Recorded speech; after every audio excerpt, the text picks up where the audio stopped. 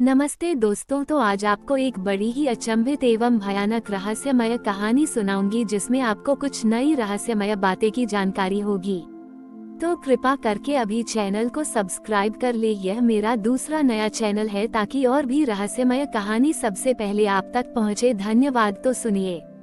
उज्जैन की पवित्र और प्राचीन नगरी, जहां महाकालेश्वर ज्योतिर्लिंग युगों से खड़ा है, सिर्फ पत्थरों और मंत्रों का स्थान नहीं है।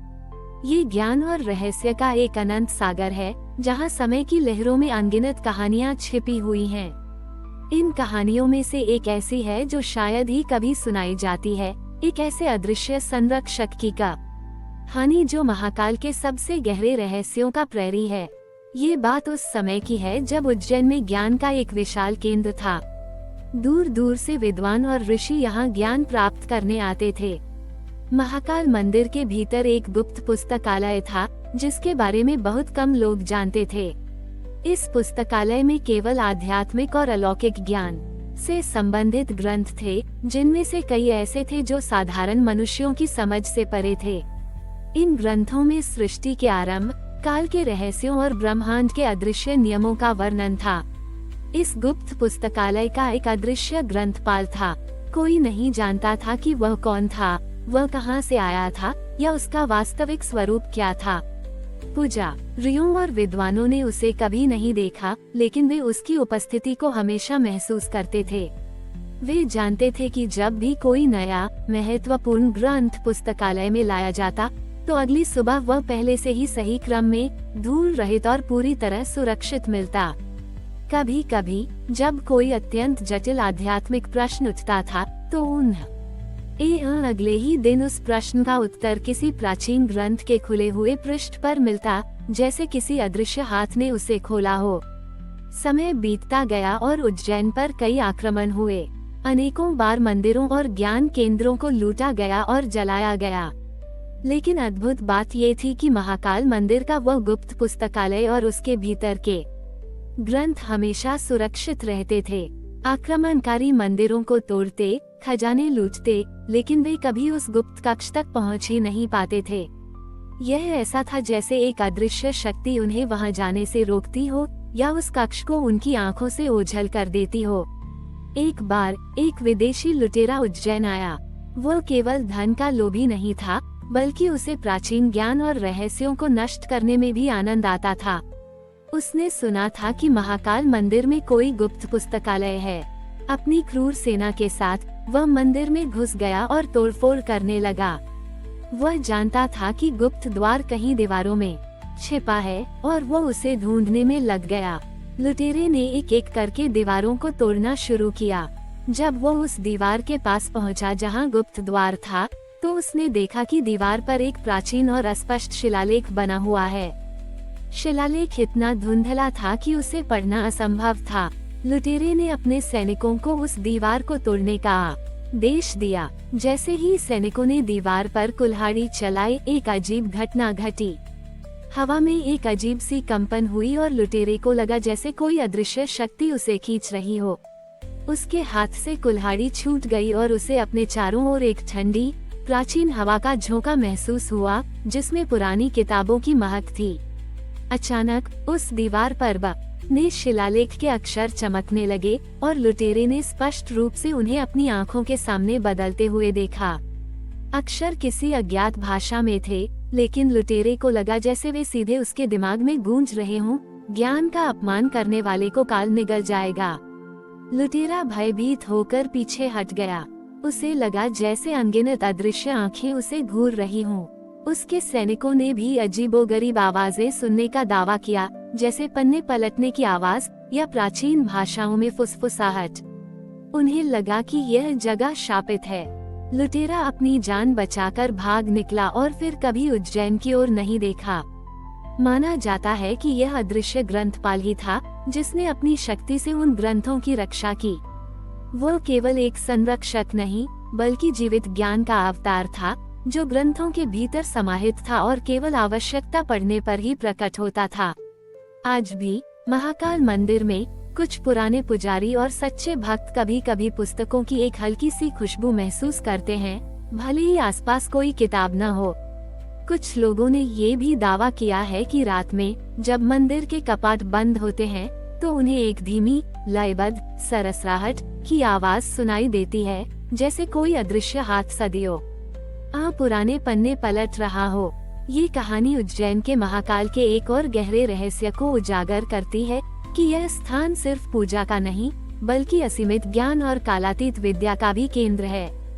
अदृश्य ग्रंथपाल आज भी वहाँ है, महाकाल की देखरेख में प्राचीन रहस्यों की रक्षा कर रहा है, ये सुनिश्चित करते हुए कि सच्ची विद्या कभी नष्ट न हो और केवल उन्हीं तक पहुँचे जो इसके योग्य हैं। यह एक ऐसा रहस्य है जो हमें सिखाता है कि कुछ शक्तियाँ इतनी सूक्ष्म होती हैं कि उन्हें देखा नहीं जा सकता, पर उनकी उपस्थिति हर पल ज्ञान और आध्यात्मिकता की प्यास बुझाने वाले हर व्यक्ति को महसूस होती है।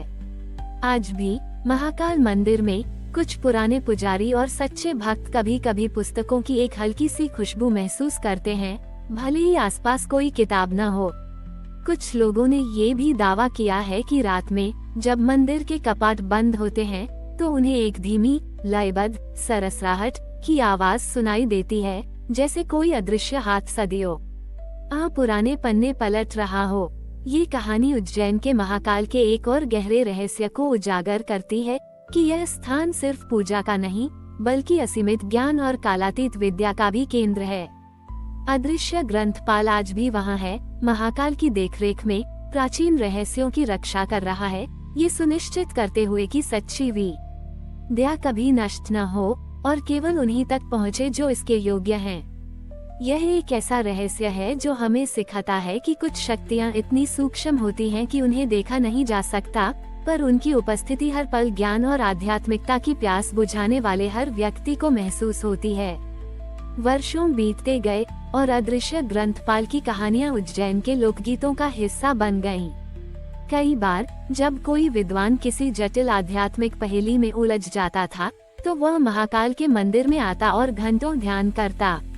आश्चर्यजनक रूप से अगले कुछ दिनों में उसे उस पहेली का समाधान किसी अप्रत्याशित स्रोत से मिलता था, जैसे कोई पुराना ग्रंथ अचानक उसके सामने खुल जाए या कोई दुर्लभ पांडुलिपि कहीं से प्रकट हो जाए। ऐसा लगता था मानो अदृश्य ग्रंथपाल ही उन्हें सही मार्ग दिखा रहा हो। हाल ही में एक युवा शोधकर्ता, जिसने अपना जीवन लुप्त हो चुके प्राचीन ग्रंथों की खोज में समर्पित कर दिया था, उज्जैन आया। उसने महाकाल मंदिर का भीतर गुप्त पुस्तकालय की कहानियां सुनी थी, लेकिन उन्हें केवल एक मिथक मानता था। वह महीनों तक मंदिर परिसर में रहा, हर कोने को खंगालता रहा, लेकिन उसे उस गुप्त पुस्तकालय का कोई सुराग नहीं मिला। वह निराश होकर लौटने वाला था। एक रात जब वह मंदिर के एक शांत कोने में बैठा था, उसने अपने लैपटॉप पर एक पुराने संस्कृत श्लोक का विश्लेषण करते हुए देखा।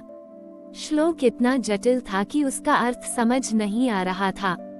तभी उसने अपने पास हल्की सी हवा के झोंके को महसूस किया और उसे लगा जैसे कोई अदृश्य उंगली उसके लैपटॉप स्क्रीन पर कुछ इशारा कर रही हो। उसने देखा कि स्क्रीन पर श्लोक के कुछ अक्षर अचानक चमकने लगे और एक अज्ञात शक्ति ने उसे उन अक्षरों को एक अलग क्रम में जोड़ने का संकेत दिया।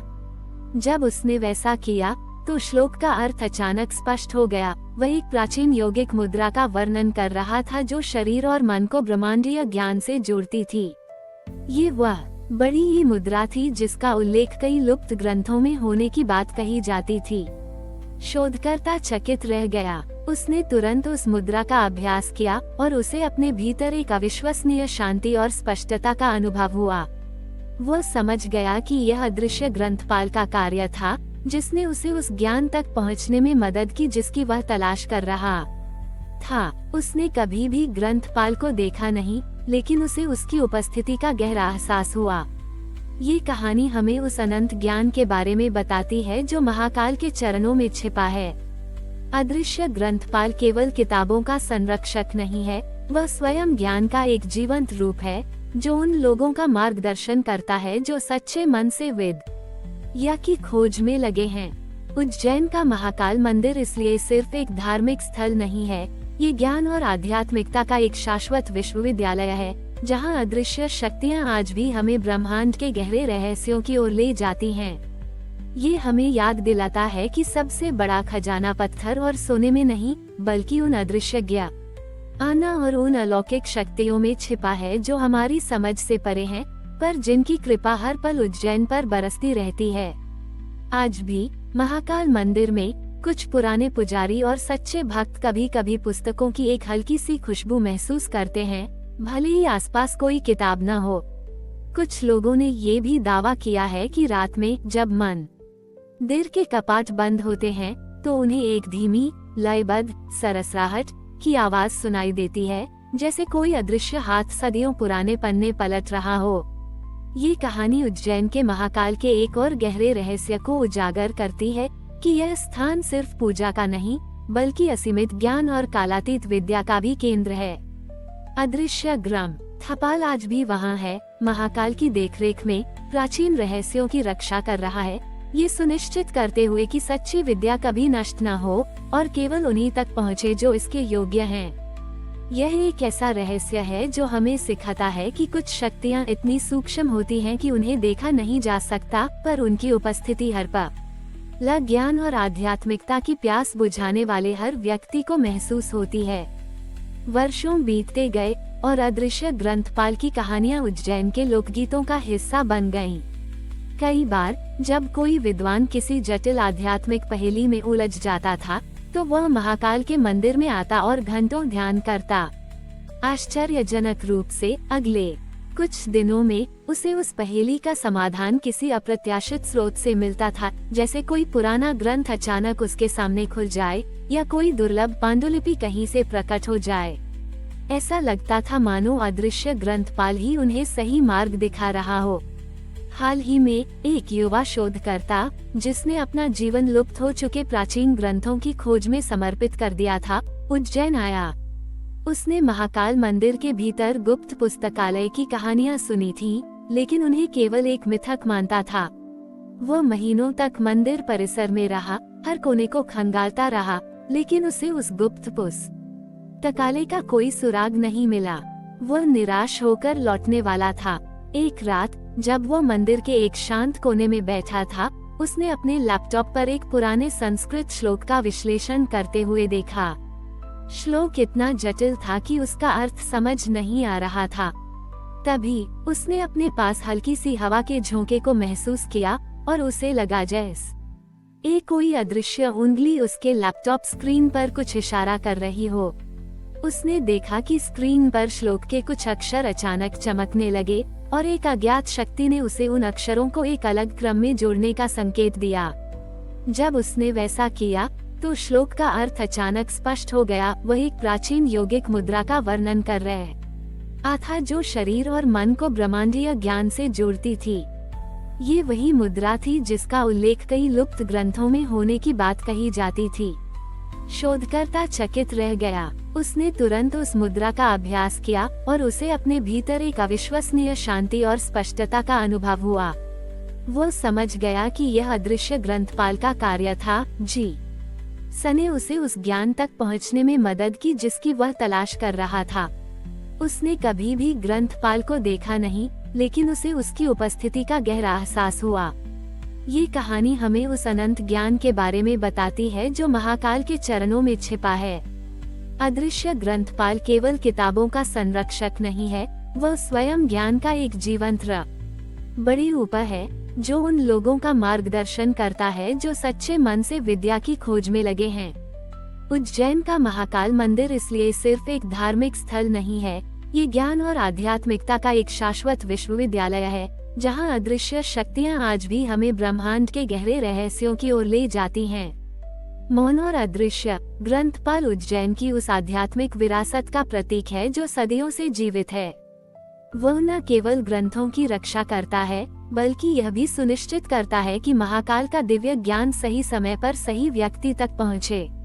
उसकी उपस्थिति ही उज्जैन को एक ऐसी भूमि बनाती है जहां ज्ञान स्वयं एक रहस्य बन जाता है और हर रहस्य एक गहरा अर्थ लिए होता है।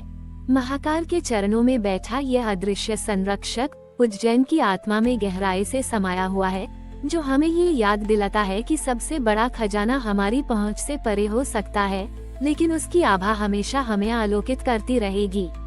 ये कहानी एक अनमोल रहस्य के साथ समाप्त होती है, जो उज जैन की हर सांस में गूंजता है।